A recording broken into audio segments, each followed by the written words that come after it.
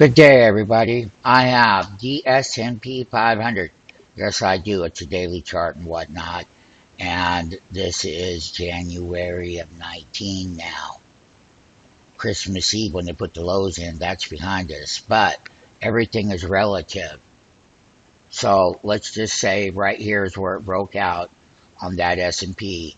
Narrow range. You had a nice little big daddy consolidation right here. That 10-day moving average was rising in value. Learn how to use the moving averages. It doesn't matter how long you've been doing it. Even if you've been doing it 30 years, you can learn what the mathematical equations between the simple moving averages and all time frames will equal the dollar return amount for you and for you right now, here today. So basically, as that 10-day was rising, that is how the price movements in the daily level were holding. And that 10-day crossed above that 50-day. That's a black line. So let's just put this part right here.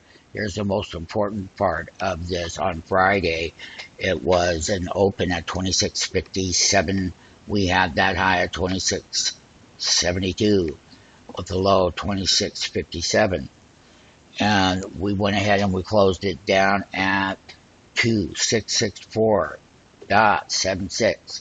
Now, by understanding how to use moving averages in price, everything is price related no matter what.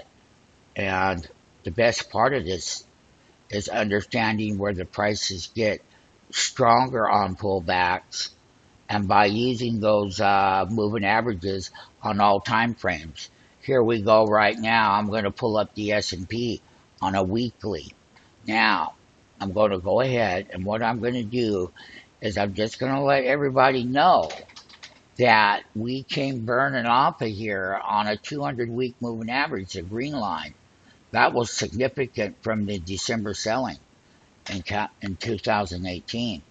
Now we can clearly see on this weekly for January 19th, we have weekly moving averages at price. Everything is price, all right? I'm dead serious about that. That 100-week moving average is at 26.21. That's that orange line. Now, the blue line is a 10-week moving average, and it is over here at 2599.17. That's that blue line with the resistance of these weekly moving averages and how to use them at the price of the entry and exit. That's correct. And that is what's going to really benefit who? You. So basically on the weekly, we can see the red line up there. We know what that is. That's a 2702. That's a 20-week moving average right there. And what's a black one? Well, my friends, that's 2730.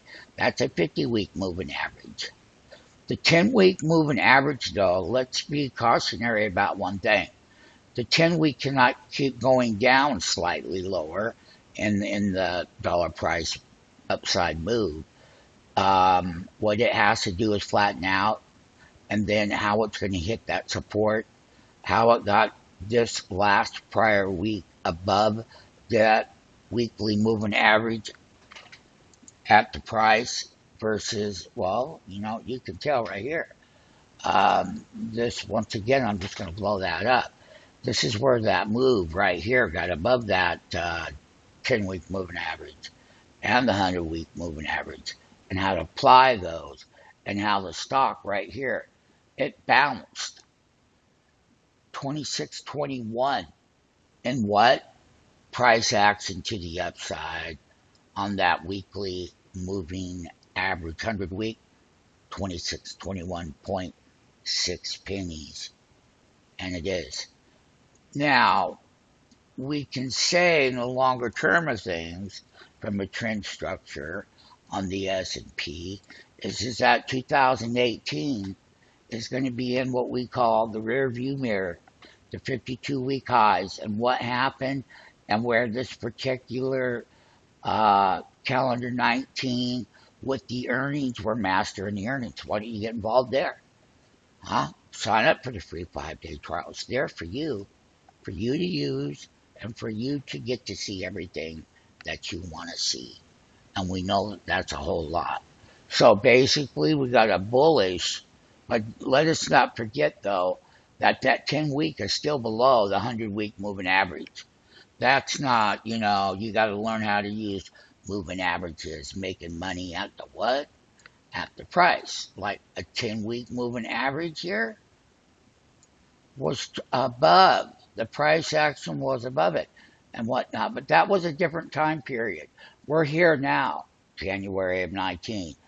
You can classify the first couple of weeks. We're on the third. We just did the third week, so that's the Christmas Eve lows, 200-week moving average, and now we know what we got. And now option trading comes into play. And how do you apply an option price with moving averages? That's the best part that you want to learn and whatnot. Now, on a monthly chart on the S&P 500 monthly, and that goes back a lot of years. I mean, right now, though, what everybody needs to understand is that there's a 20-month moving average resistance at 26.65. So we want to let that be very clear to you at the price action, and it is. So you can tell that previous month, 12/1, when we made a what? 23.46 on the low of December, and we did. And we broke below these moving averages, but at the price. Now, everything is relative to what? The price. Okay, so the stronger the math gets, the bigger the upside resistance they can go ahead and push right through there for you. And that makes your day look really nice. And it does. So we know what resistance is. We know where we've come in the monthly level of that big sell down with volatility. Will still be here this year, and it will. And I'm just letting people know it up front. So this is the monthly S&P 500 what?